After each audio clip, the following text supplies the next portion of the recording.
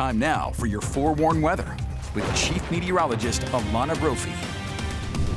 Do you notice something, everybody? The gang's back together. I know. There's a reason it feels so good It today. feels so good. It's like the team's here, we're ready to go, and I missed you guys. We missed you. It was a long time. I felt like the heat you can do without me, right? But the storms, no, I won't let you do those alone. But 104, the record-breaking heat the last couple of days. It has been quite the summer, and it continues. Now, we're still hot, but we do have storms out there, and I want to show you where. Take this time-lapse video out of Horn Mountain. This is in central Utah. You're going to watch as the thunderstorms sweep through. Look at that. Wow, that is very powerful because we know that these storms are dropping anywhere from ½ an inch to an inch in short periods of time as they continue to roll through. Emery County did see a flash flood warning. We saw it in several counties, and we still have active alerts out there. Forewarned radar sweeping the region, and while we're quiet along the Wasatch Front, we know that monsoon push resulted in more moisture in southern Utah, and with the heat of the day, boom, those storms really bubbled up. You can see now the southwestern corner of the state, exception here, St. George. They do have some clouds in and around St. George, but a lot of that activity further north towards Iron County, south of I-70, southeastern Utah. Gosh, it's been an active evening. And as we zoom in, Cedar City over I-15 all the way up through Beaver County, now dealing with that wet weather. So we've got heavy rain, an abundance of lightning, and those gusty winds. On the Iron-Washington County line just north of Enterprise, this has been a hotbed of activity, and it continues as we get through this evening. As we look towards Panguitch, Bryce Canyon Country, Grand Staircase, all the way down to Lake Powell. Kanab received a few storms this evening. And then over near Grand County, where you see that blinking on the radar, indicating that, yes, we do have active alerts, a flash flood warning and a flood advisory. Four Corners even tapping into a little bit of lightning. Let's look at those alerts. Until 8:15, that flash flood warning is in effect for Grand County. Now, this does include places like Onion Creek and Fisher Towers. If you're familiar with the Moab area, a lot of hikers and climbers love Fisher Towers. Not safe to be there. It's steep terrain, and that rain came down quickly. Dead Horse Point saw its own flash flood warning earlier. We also have a flood advisory. This is for Professor Creek and Mary Jane Canyon. These areas receiving strong storms, and that leads to flooding concerns. As we take a look at northern Utah, while we're dry, we're battling our own weather element. Hello, smoke. How about goodbye, smoke? I'm ready to move on from that, and I'm sure you are too.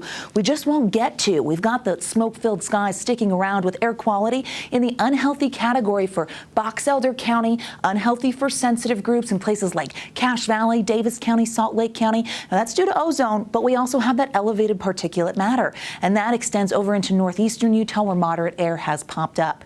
Our Futurecast smoke model shows our westerly flow. We call it a zonal flow. But as we put this into motion, and the winds quiet a bit heading into the overnight, those thicker plumes really start to impact Logan, the West Desert, Salt Lake County, and you see that thick smoke going all the way south towards Delta. So the western side of the state will notice that. But we also have hazy conditions even in southern Utah as storms move in and create mixing. We do get some progress with air quality, but the smoke stays. A lot of that smoke to our neighbors to our north, Idaho dealing with it as well. We pull some of it for the overnight. Unhealthy air for sensitive groups forecast at Davis and Salt Lake County. Moderate air tomorrow expected in Cache Valley, northeastern side of the state, Castle Country. And as we jump down south with the storms mixing and the winds moving, we actually see green air. And green means clean, which we love in southern Utah. Hazy sunshine will persist in some areas. Speaking of southern Utah, well, that doesn't look too friendly. Live view from Ivins, where they're sitting at 98 degrees. They made it into triple digits today, but as the clouds moved in and that moisture shows up, any storm can cool them, and those storms are around. Surrounding them in the mountains, takes a while, though, for it to get to the valley. If it does, St. George is kind of the middle of a donut hole, P.S. 96 in Salt Lake, 91 in Moab, 99 in St. George. That means that down in St. George, it takes a lot for a storm to hit the valley floor, but the mountains, the Pine Valley Mountains, soaking up some of that moisture. 90s turning to 80s with hazy sunshine. By ABC4 News at 10, we're hitting 82. Scattered storms hold on for our Friday. Moisture creeps a little further north. This monsoon push and monsoon moisture holds on through the weekend. Futurecast shows us how storms tonight stay active towards Iron County and in the West Desert and Four Corners. We eventually will quiet, but we're not done. We're going to bring that moisture back with storms for our Friday. Central and southern Utah, as well as the eastern side of the state impacted.